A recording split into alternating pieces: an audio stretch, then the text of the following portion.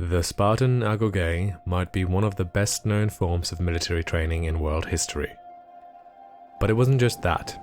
It was the way in which young Spartans were prepared for their place in Spartan society and thus to serve that society.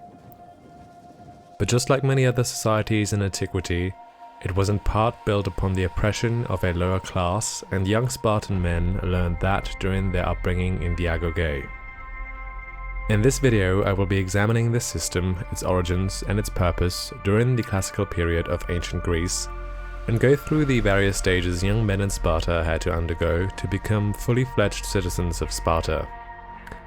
In order to do so, I will be primarily drawing on the accounts of Plutarch and Xenophon, as well as on a relatively large selection of scholarly literature on ancient Sparta. A full selection of the sources used will be available in the video description if you want to investigate the subject further for yourself. According to the Greek historian Xenophon, the Agoge can be traced back to the semi-mythical lawmaker Lycurgus, possibly as early as the second half of the 7th century BC, following the Second Messenian War. This war resulted in the subjugation of the Messenians, a Greek-speaking people just like the Spartans themselves.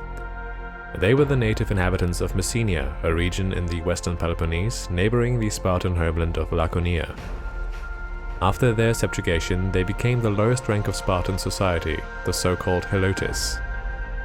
These helotes were, in essence, slaves who instead of belonging to a particular household, belonged to the state, that is, to the city of Sparta. Their role was to supply the state with essential agricultural produce to sustain the Spartan elite, the so-called Spartiates. It was only the sons of members of this elite who underwent the Agoge. The purpose of the Agoge was to transform these boys into fully fledged members of this elite, and an important aspect of this was martial competency and loyalty to the Spartan state to be able to protect said state from threats on both the inside and the outside. And according to some historians, there was no greater threat to Sparta than the subjugated Messenians. Thus, it has been postulated that one of the Agoge's primary purposes was to control this population to maintain the Spartiates' hold on Messenia and the resources they relied upon. But how is this control achieved? In order for us to find out, we'll have to take a closer look at the Agoge itself.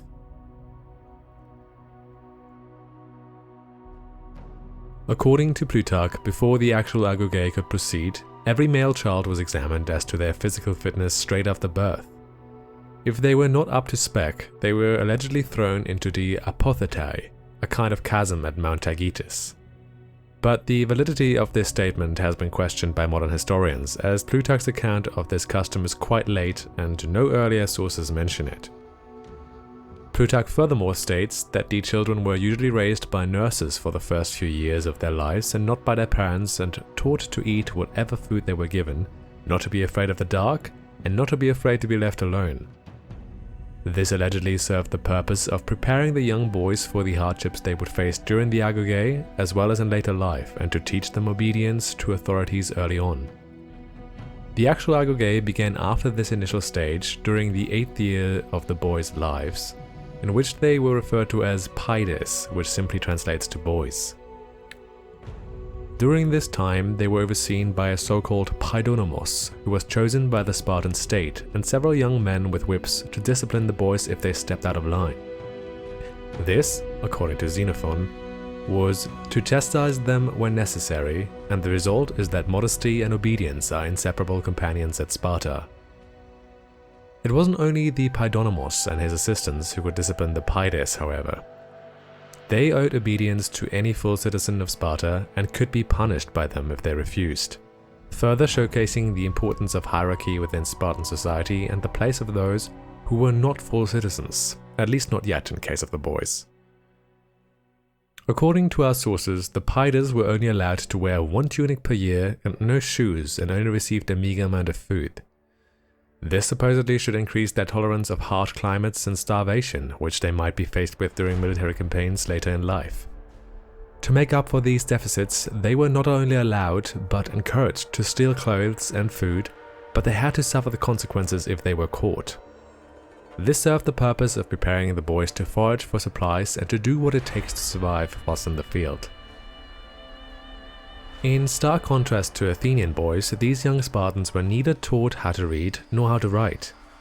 According to the British historian and specialist on ancient Greece Paul Cartledge, this was due to the importance of deeds and not words in Spartan society, and he postulates this as one of the reasons why relatively few accounts of Spartan history from this period survive today.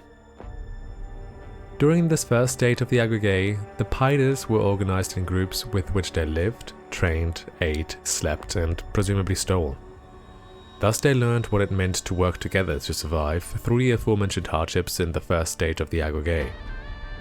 It came to an end after the completion of their 13th year, when the Paides became paidiskoi, or adolescents. As paidiskoi, young Spartans faced a different, hitherto unmentioned kind of challenge. They were forced into sexual relationships with Spartan men, which, although shocking from a modern perspective, was common throughout the Greek world at the time. The men with which the paidiskoi entered into relationships became, according to Xenophon, friends, teachers, and supporters of them, especially when it came to matters of conducting oneself in and interacting with Spartan society. It is questionable whether the young men shared this perspective, however. As part of their training, the paidiskoi's overseer, the so-called Iron, asked the members of the group of paidiskoi which he oversaw about the opinion of the other members of that group. They had to state their opinion and argue rationally why they thought that way. If they argued badly, he apparently bit their thumbs, at least according to Plutarch. This might have served the purpose of instilling good judgment of character into the young men, although its effectiveness is kinda questionable. Xenophon informs us that this stage of the young Spartans' lives was characterized by extremely hard work, although he doesn't go into much detail in regards to what kind of work they had to conduct. Furthermore, to teach them humility, they had to walk up and down the streets of the town with their heads bowed, not allowed to mutter a word to anyone.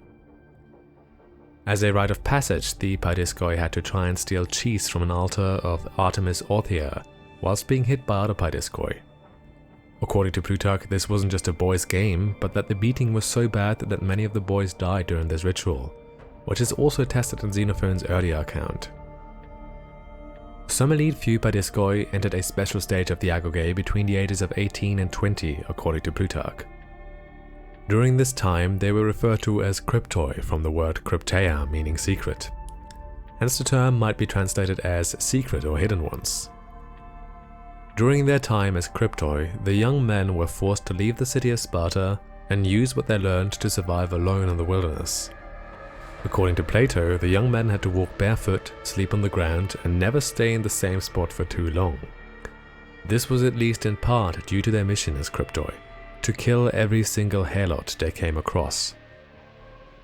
Plutarch states that they were supposed to hide next to the fields the helotes cultivated during the day, and then kill every single helot they had seen after night had fallen.